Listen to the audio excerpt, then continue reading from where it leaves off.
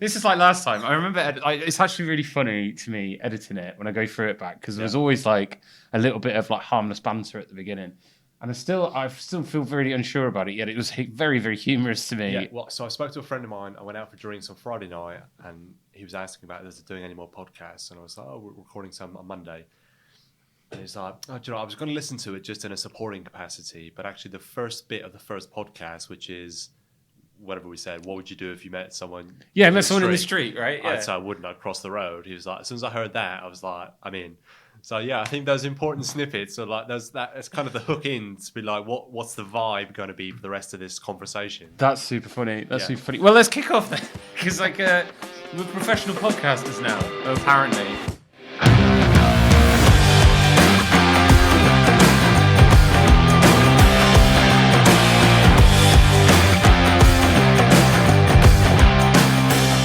Hi, so Chris, welcome again, and we're back for the Hugh Man Up podcast. We're back. Here we go. Who knew? Who knew? It was just so nice. Actually, before we get into today's topic, I actually wanted to mention and just like a thank you to everyone if you listened to the first couple of episodes and you decided to come back, like thank you. It's been heartwarming to see how many people have actually interacted with it. Yeah, not just interacted, but actually reached out with their own kind of experiences, things that have helped them or helped their families. I know we've both had different messages from different people in our friendship groups, people we've never met before, kind of celebrating it and saying thank you. So that's awesome. Because it just you never know when you make things if it's going to be valuable or useful. It's certainly valuable to me, and it got me really thinking about life and some of the wider things I guess are going on. But it also, I feel like it's given me a bit more of a platform to discuss some of these areas that I don't know. I find difficult. I certainly found the first ones challenging, and I'm excited to do a bit more. Yeah, I think we've broken the seal now, so let's break it even more and get into the weeds of manliness and see where we get to. Oh, yeah. Well, so for today's episode, Chris, I want to talk about becoming a father. And I think, like, maybe with the context of where I'm at with my own journey of parenthood, I thought for a very long time I didn't want to be a dad, ever. And I've recently had a real change about that, and it's been really the thinking. This is actually really silly, but it was something I talked to my therapist about. Was do I feel fulfilled? Was like the big question I was trying to answer, and my thought was like it's to do with relationships and stuff. And I actually was like the big one I got was like, do I feel fulfilled enough of the relationship I have with my dog? Is that going to give me enough personal fulfillment to fill whatever that gap that I'm feeling is? And the answer I came to was no. Mm-hmm. Now, that's not to say that parenthood has to be a solution to a challenge that you personally feel, but it definitely got me really thinking about, why do I not feel ready or not want to do it? And I'm kind of changing my tune a bit about that at the moment. You're clearly, though, on a bit of a different part of that journey, right? Yeah. Maybe if you explain a little bit about your family and like your situation, maybe for context. Yeah, well, context-wise, I've got a daughter, Orla. So if you're listening to, she's only 2 at the moment, so she's not listening to anything other than, I don't know, what she like watching on TV, Waffle. She likes watching Waffle the Wonder Dog. So if you don't know what that is, You'll learn at some point in the future, I'm sure. Super. And for anyone listening who knows what Waffle is, sorry if you're singing the theme tune in your head. But if she's listening to this in the future, so Orla is my daughter. I've got a wife. We've been married now. It was our wedding anniversary recently, 3 years. I actually have to apologise because on one of the previous episodes about being a perfect partner, I said we were celebrating 4 years together. And when she listened, she was like, it's 3 years, you dick. And I was like, oh yeah, okay. My math is very, very off. So apologies for that, Grace, if you are listening to this one. Well, I mean, that's absolutely stunning. If there was one to get it wrong on being perfect. Yeah, exactly that. But yes, that's my kind of family unit at the moment. I've got 2 cats as well. I guess I'd include them in the whole family unit, but just one actual human baby. One human baby. So how old is Laura, if you don't mind me asking? Almost 2. Almost 2, you said. We're recording this, yeah. And I think like where I wanted to start actually, because I'm sort of on this path, is at what point did you know you wanted to be a father? Probably always. Could I pinpoint a moment in my life where I thought I want to be a dad? No, but that's just how I grew up. I grew up in a fairly stable family, typical, I'm not going to say white picket fence because we didn't have a white picket fence, but we had a family unit. Yeah. And my grandparents were together and so on and so forth. So, it's just a general family unit. But actually a lot of my representation for wanting to be a dad really came from what I saw on TV more than anything else. Kind of saw I always thought I'd be good at being a dad, so I always wanted to be a dad. Where you kind of see, on TV shows, running around playing football or taking them to Was there a particular game. Was there a particular TV show where you sort of saw the idyllic family and went, "That's well, what not I the want"? idyllic family, no, but a family unit which really should work, but it did. And my go-to kind of growing up programs kind of showed that, and this is back in the Nickelodeon days. Keenan and Kel, Yeah.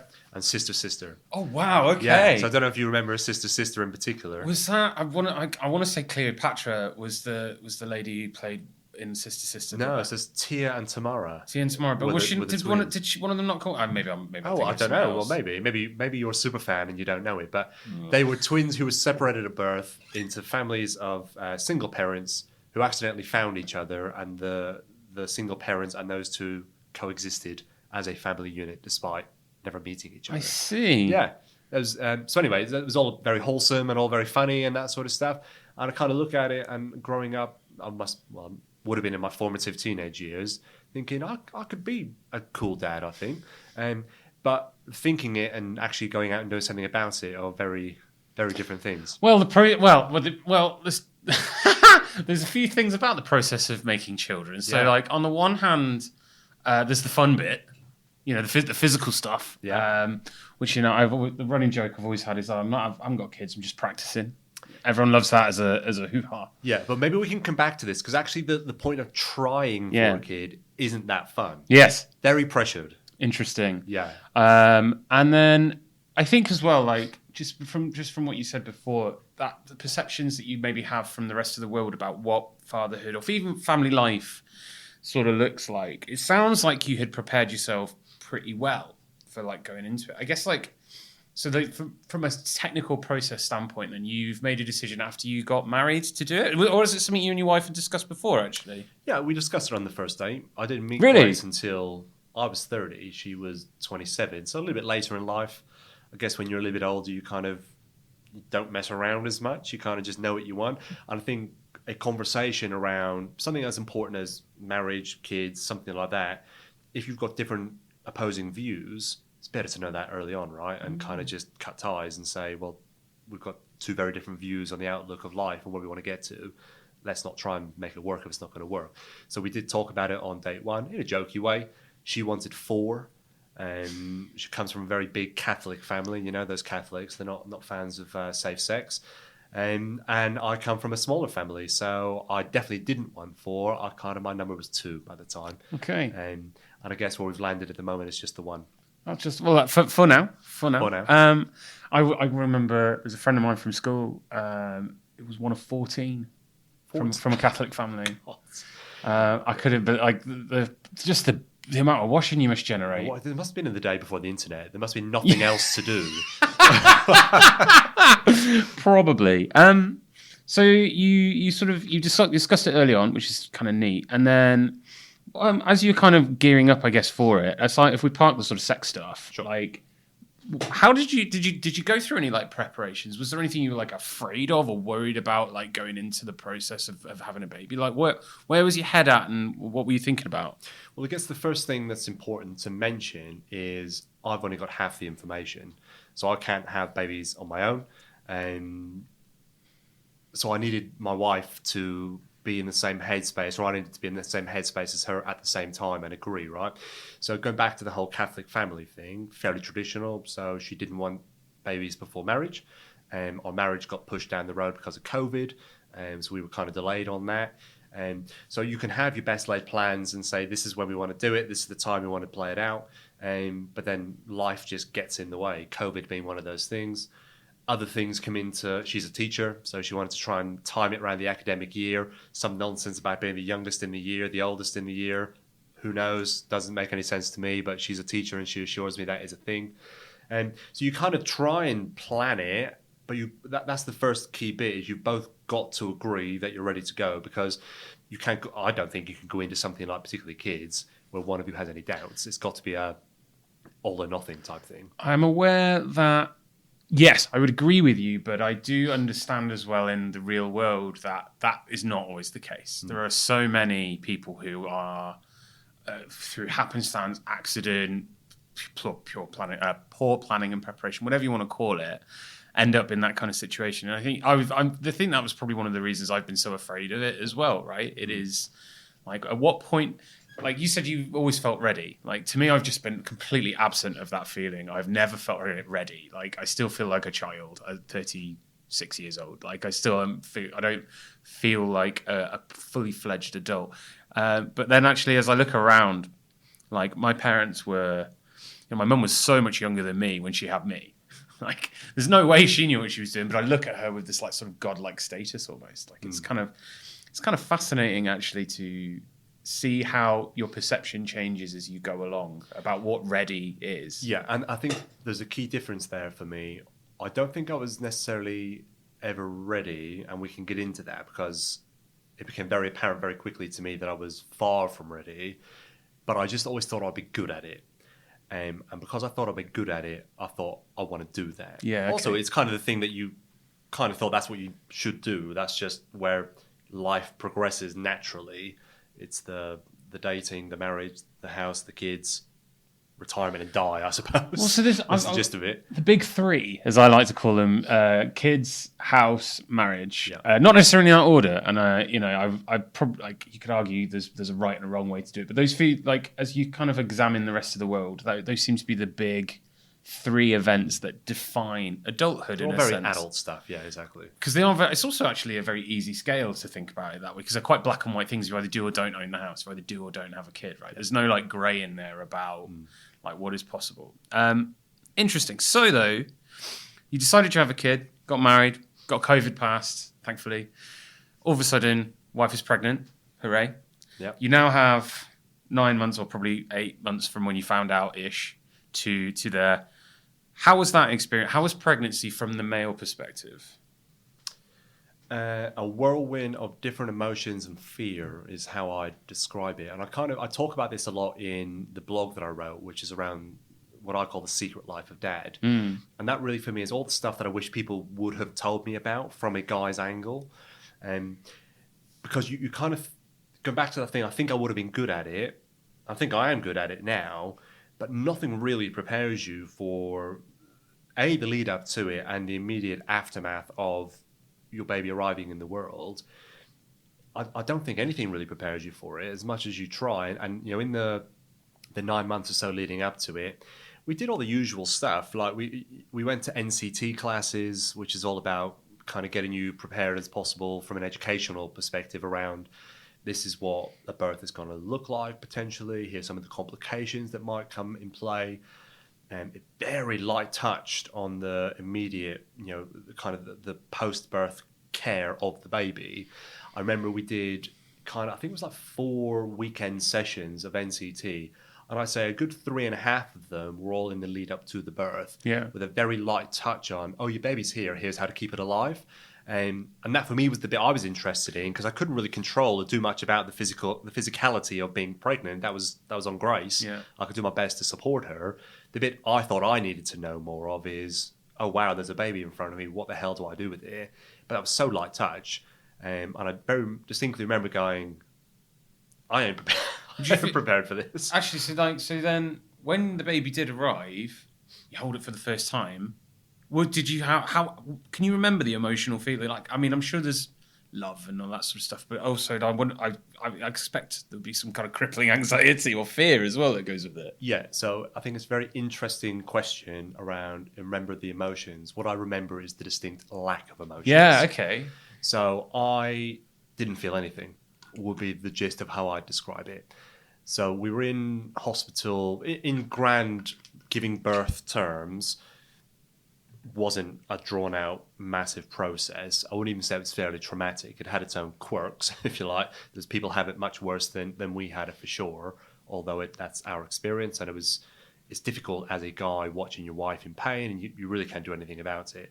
And you kind of complete your own story. So when you see the doctors whispering to each other or the midwives having a conversation offline, and you're like, right, something terrible is about to happen, but actually they're probably just deciding what break they're going on. But you kind of you just kind of complete your own stories, right? I think actually that's a bit of a life thing more than just giving birth. But I remember going through it Orla being born, the midwife and the doctor saying to me, "Do you want to come down and watch the baby come out?" Hell no, I do not. I do not want to watch that. I remember listening to a Frankie Boyle sketch or part of his routine many, many years ago, and he likened watching your child be born, as in physically watching it, is the equivalent of watching your favourite pub burn down. So I kind of always had that in my head. Of no, I don't want to watch it. I'm fine up at the head end, thanks. All good up here. Cool. Not interested. But anyway, Orla came out. There was some bleeding. There was some heavy bleeding, and they had to solve that. And there's all sorts of medical things they had to do for Grace's health. They put Orla into Grace's arms. She wasn't drugged up because it all happened so quickly. She couldn't have much medicine. She was on gas and air. That was all gas and air and what seemed like Tesco's paracetamol, because it wasn't really doing anything. And then they said, I was just stood there in silence. I literally didn't know what to say, where to look, what to do, and I didn't feel anything. And I remember thinking at the time, and definitely reflecting back on that time after the fact with a bit of a clearer head, is thinking that wasn't normal. Thinking, why do I not have that immediate love or that immediate sense of wow, or that why wasn't I crying with joy? I literally didn't say a word, just stood there, and part of me dreading someone handing me the baby. Yeah, going, I don't know what to do with this thing. I'm not sure what to say or how to react. That's super interesting, and actually makes a lot of sense to me from my own beliefs around love. So I don't know if we touched on this in the previous podcast, but I find the Disneyfication of love is part of the problem. We all expect everything to just sort of work, right? And like all of a sudden, true love, for example, you meet eyes across a distant room, and all of a sudden, pow, you get hit like a steam train. And from my own experiences of life, that's just not how things work. It's not as straightforward as that. Love is something that grows over time. I know there's lots of different types of love as well. The Greeks had all the different definitions for it, but like we in the West have just got this one word, and I've never had a sense of instant love for anything. It is a feeling to me that has grown over time. Putting myself in your shoes and thinking about that experience, you've got your wife, who you have grown to love and you have a deep connection with, is in traumatic pain. And all of a sudden there's this thing that, yes, you've been anticipating, this small, fleshy, screaming object. You can't possibly, in my opinion, I find it almost impossible to conceive that you could love it, because you haven't had any of the experiences that lead you into the kind of love that you're kind of used to. Is that kind of fair? It is fair. And look, there'll be people listening to this who may well have that love at first sight, and you hear lots of things, I think, from guys in particular that say it changed their life in an instant, and they've never seen anything so beautiful, all that sort of stuff. And that's great, and that's their experience, and amazing for them. What I found through speaking out about my own experiences is there's a lot of guys out there who felt the same as me, but felt shame or embarrassed to say that didn't happen for me. I didn't know how to feel or what to think. That feels like that would be a hard thing to say, to be like, and I'm like, this is what's quite refreshing to hear. Like, you always hear the joke about that, it's the greatest day of my life, but like, was it? No. Well, my wife is, she put it very, because I kind of spoke to her about this after the fact, right? So once we'd kind of gone in a little bit and some of the darker, earlier days were out of the way, and we can talk about that shortly, we kind of talked about it a little bit, and what she said to me made perfect sense. She had been physically attached to Orla for the 9 months preceding, right? So she'd grown this bond. She'd felt the kick. It was connected to her physically, emotionally, she believes spiritually. Hormonally, actually, will be there, all right? those different ways, chemically, stuff. all that stuff. So she'd grown this affinity to that bump, which then became a baby. So she had 9 months to grow that love and that kind of feeling of immense kind of bonding, I suppose. Connection. All I saw for that 9 months was my wife feeling sick and unwell, and every now and again you might hear a kick or see a kick or something like that. You hear the heartbeat, all lovely stuff. But I hadn't really had the opportunity to grow an attachment to it. But that's not what you see, going back to kind of growing up and what you see on TV. That's not what you see or what you read or what you hear. You see the dads kind of cock a hoop with joy and all sort of stuff. That just wasn't my experience. And what that led me to really think about over a number of weeks and months post the birth was there was something wrong with me. What was wrong with me? Why wasn't I feeling this? Was there something broken in my emotion? Was there something from, we're talking on a previous podcast about having some walls up and being a little bit guarded and that sort of stuff. Was that a symptom and just the next episode of that? Don't know, but I definitely was thinking that this wasn't what I thought it should be. You didn't feel normal? No, it didn't feel normal. And that then sends you down a rabbit hole of why, what's going on. And then the first couple of weeks and the first couple of months in particular of any newborn, really hard, really, really hard, and we can chat about it if you like. So that's actually kind of a good point to move on to, actually. So, like, that initial phase then, so, like, how long did you get for paternity leave, by the way? How long were you at home for? A bit of a joke, really. So, officially 1 week, had to take an additional week annual leave to make it out into 2 weeks, and then straight back to work. Straight back to work. Yeah, and going back to this NCT group, obviously there's couples there and dads, and you kind of get chatting about, what do you do for a living and what company do you work for, and what parental leave have you got? And some of them are saying, I work for a Scandinavian company. We've got 6 months. I was about to say, I bet they get a really long time. Other people saying, 4 weeks. And I was like, I've only got a week. And they're like, what? And to be fair, there was one other guy that said we don't get anything.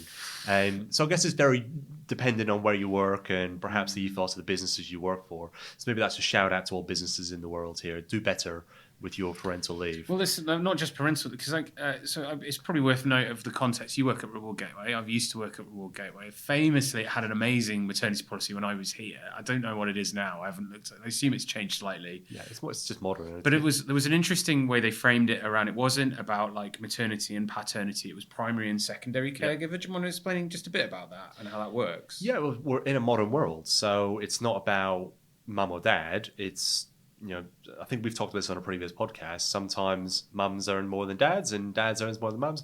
It's not always that stereotypical view that dads must go back to work and earn money. Mums might earn more money or want to go back to work quicker. That's fine. So it's just about having flexibility in whatever your policy or your entitlements are to say whether you're a mum or a dad, doesn't that kind of take the gender out of it. Actually, it's your caring responsibilities. If you are the primary carer of said baby, then this applies to you, regardless of the sex. Which makes so much sense Doesn't to me. It just seems so obvious, yet with as a nation, culturally, we're just not there. It's just thousands of years of saying men are the breadwinners and women are the stay-at-home mums. You know what I mean? So you had a week to try and effectively bond with this baby that we've already established you're starting 9 months behind, effectively. Yep. So then you go back to work. You're coming back. I assume you're coming back from work and then just trying to pick everything up and try and do everything. How was that? Let's just pick the first 6 months up. Like, how was that for you? Well, I think the first 6 months is a really long time frame in the life of a newborn baby because a lot changes within that time frame. The first 12 weeks, 3 months, is kind of seen as a bit of a mythical line in the sand where things are supposed to get better, supposedly. And that is very random, and I'm sure everyone's got very different experiences. But I do remember going back to work because I booked the additional week of annual leave. So I had 2 weeks at home. I remember going back to work and actually being really relieved I was going back to work because I was almost seeing it as a bit of a break from the 2 weeks of massive upheaval in my life.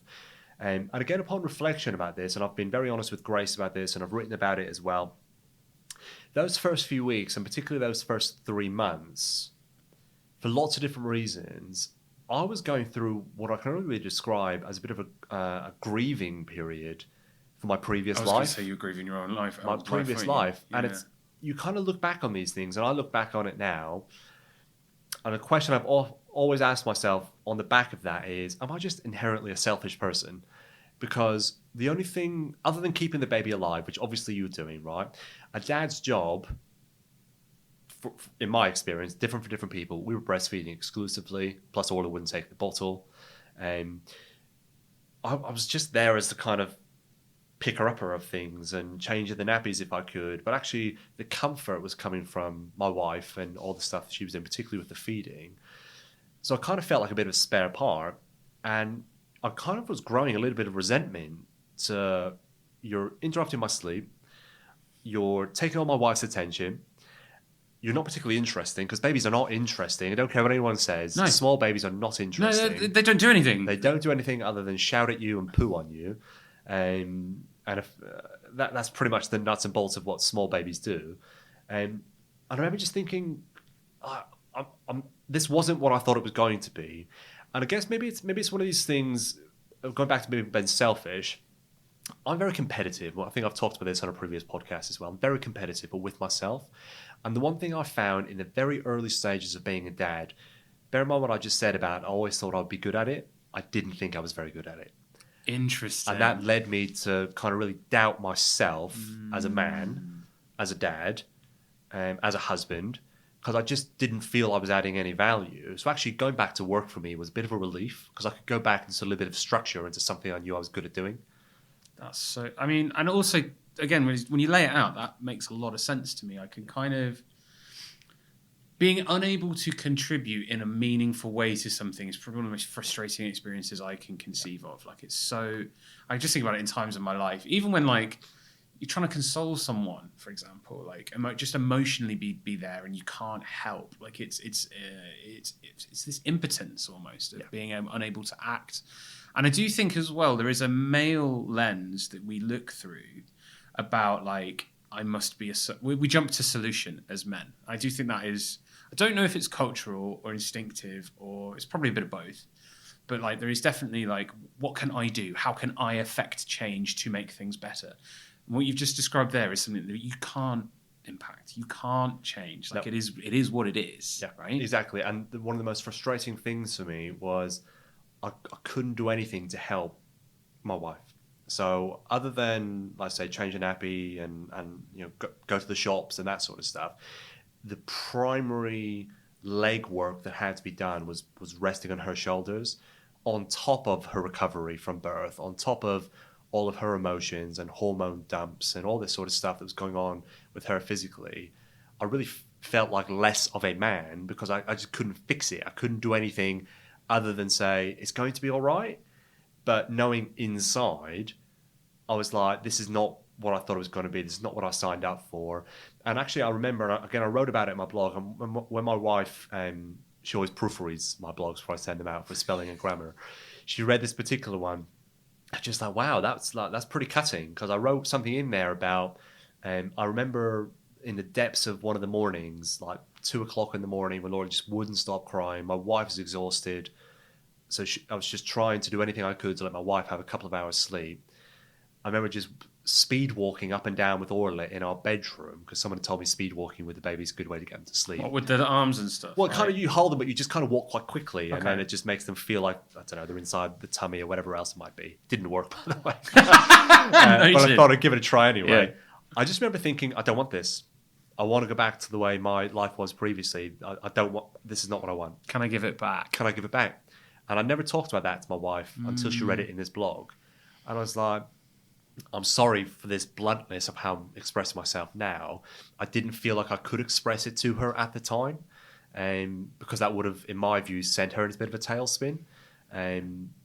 But that's the kind of shock to the system part of being a new dad, I think, which isn't talked about. What I can categorically say is, over time, it absolutely changes. And now, almost 2 years into being a dad, I do think I'm good at being a dad. I do think I'm good at being a husband. And I don't think Orla would disagree, mostly because I don't think she knows how to disagree yet. But, and I don't think Grace would disagree either.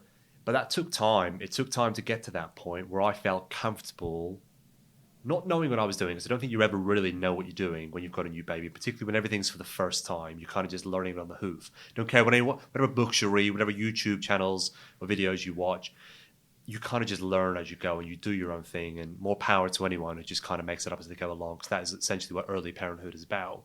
But I felt more comfortable in my role as a father and a man in that situation that I could contribute more. And with that, my love towards Orla grew pretty quickly. Didn't always like her, and I've been quite honest about this. There was times I really didn't like her, but my love for her grew quickly to where it is now, where I don't just love her, I love her with everything, and I like her all of the time, because she's just much more interesting. No, that's reassuring to hear, first off. But actually, again, makes a lot of sense to me when we kind of lay these things out. The timing, love grows over time. It will cut, and like it was always going to be one of those things, I suspect, where it was figuring it out and getting the feelings where you want them. Or like, I think, do you feel actually that now you're at the other side of it, that you are living that kind of, what's the word I'm looking for? Living that vision of parenthood that you saw on TV when you were a kid? Yeah, I think it's definitely closer to that, but I think there's a lot more to go because all is only in not even 2, right? So there's still a lot of firsts to come. And actually, as she gets older, the problems that you're dealing with as a new father in particular just become more emotionally complex. So I look forward to that in the future. I look forward to her being able to give as good as she gets. Fast forward 10 years or 12 years, whatever, when she's a movie teenager, and being able to deal with that, her first boyfriend or girlfriend, when she's not quite sure who she is and what she wants to be. Those are the types of things I think I'm better equipped to deal with, just because of maybe what I do for a living or just my kind of interest in people and general psychology. I think I'm better equipped to deal with older children and teenagers in terms of the conversations, the advice, that sort of stuff. The early years, I don't, as in where we are, particularly the early months, don't think I was ever equipped. Don't think I ever would be equipped. And I don't think anyone ever really can be equipped. You just got to bumble through. And I know one of the things we quite often always try and talk about on the podcast is, what's kind of your advice? And I'm really reluctant to give advice because I think everyone's experience is so different. But for dads, don't look too far ahead. Sometimes it's just survival mode. Just get through the day, get through the hour if you need to, get through to the next nap and just reset yourself and know that whatever you're feeling right now is probably what lots of other dads are feeling and thinking. That's fine. It will pass. You will get more comfortable and confident about knowing what you're doing. And fatherhood becomes what you think it probably should be, but go at your own pace and don't push yourself into thinking this is what it needs to be now, because you just drive yourself mad with it. I went to a talk recently. Someone's mentioned about parenthood, and they said the days are long, but the years are short. Is that how you found it? I think that particularly in the early months, that's a good way to describe it. And she's nearly 2, and it blows my mind that she's, what I said to you, said about the first 6 months, so much changes in terms of being able to crawl, walk, speak, interact, have attitude, be sassy, all those sorts of things. It's such a short space of time. One of the best pieces of advice, I think I read it in a book which someone had bought me about fatherhood and being a dad, is that baby doesn't know anything from anything. It's not doing anything to you intentionally. It's not trolling you. It's not gaslighting you. It doesn't know anything. Its time in this world has been so short, and it's learning everything for the first time. You, as an adult, at least have some years of experience behind you. So you've got to be the one in control. You've got to be the one setting the boundaries for the children. And you've got to be the one setting your own boundaries for yourself. There is no point in driving yourself mad as a parent trying to fix something when actually, we talk about it in a work context. Sometimes the most productive thing you can do is do nothing. Yeah. Sometimes as a parent, particularly in the dark mornings, sometimes the best thing to do is make sure the baby's safe, put them down somewhere comfortable, and just walk away for a few minutes and just reset yourself and kind of refocus yourself and go back to it. And it's fine if you're not very good at it to begin with. No one knows what they're doing. Doesn't matter what anyone tells you. No one knows what they're doing. I'm coming more and more. The more people I know who do it, the more I'm coming to believe no one has a clue. My sympathy probably towards my own parents has grown actually, as I've seen. Like they didn't know either. Like they would figure. No one does. As we get to like the kind of closing thought, then like what I wanted to ask you, rather than like for a piece of advice, because you're right, no one knows the right answer, and every answer is going to be right and wrong and whatever. But actually, when you look at yourself as a man now, how do you think you've changed? I feel like there's some obvious answers about like patience, for example. You'd be like, fine. But I'm curious if you've reflected upon like your own changes and maybe things you might have noticed in yourself that have changed now you're a parent. Yeah, I think for me it's more around purpose than anything else. I don't want to use the kind of cliche, my children are my life type thing, because they're not. And that's a really important point. you've got to find the balance between being a dad, for me, being a dad and being Chris, right? And Grace being Grace as well as being a mum. It shouldn't swallow up your whole life, because otherwise you kind of lose your own self-identity. So that's an important point to start with. But one of the things I definitely find myself thinking about much more, and actually it's the point of doing things like this podcast, or writing a blog, or speaking out, these types of things, is I want to make the world a better place for Orla when she's old enough to enjoy what the world is for her. And if there's anything I can do in terms of showing her different things, encouraging her that she can do anything that she wants to be, removing barriers or blockages, whether they're stereotypical ones or otherwise, or just doing what I can to help her see that there's a life in this world for her and she can make a difference. That for me is massively shifted, going back to the thing I said earlier about, am I inherently selfish? Possibly before being a dad, I'd say, yeah, probably. Now that's kind of shifted into, I still want to be me, but I want to make sure Orla can be the best version of her. So that's something that's massively shifted in me, is how do I make the world a better place for her to be in it?